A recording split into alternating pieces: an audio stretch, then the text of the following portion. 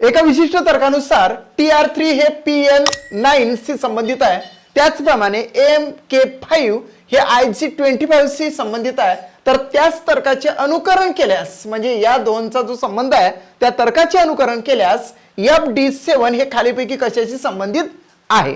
खूप इजी आहे मित्रांनो.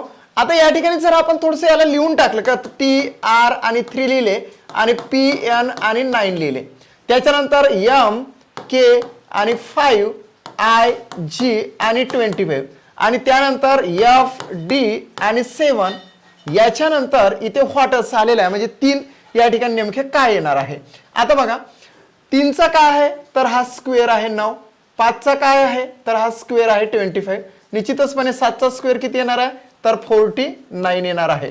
परंतु 49 या दोनच ठिकाणी आहे म्हणून आपण सिली मिस्टेक करणार नाही, थर्ड आणि फोर्थ नंबरचा ऑप्शन आपण देणार नाही.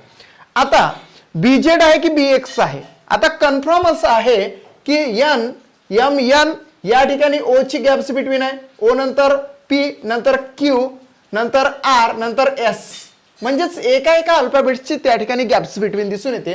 निश्चितपणे या ठिकाणी EFG H I याच्यानंतर इथं J K आणि इथं L एका एका अल्फाबेट्सची या ठिकाणी गॅप्स बिटवीन आहे.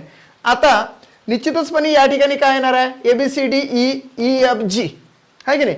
परंतु D च्या आधीचा एक डिजिट सोडल्यानंतर D च्या डिजिट म्हणतो की अल्फाबेट्स हा C जर आपण सोडला तर या ठिकाणी B फिक्स आहे, झाला B फिक्स म्हणजेच इथे आपण फिक्स आहोत. त्याच्यानंतर एक आणखी सोडावं लागतं कारण की बघा O या ठिकाणी गॅप्स बिटवीन, H या ठिकाणी गॅप्स बिटवीन, याच्या आधीचा A सोडल्यानंतर मग त्याच्या मागचा येतो Z म्हणजे प्रॉपर आन्सर आपल्याला येते BZ49.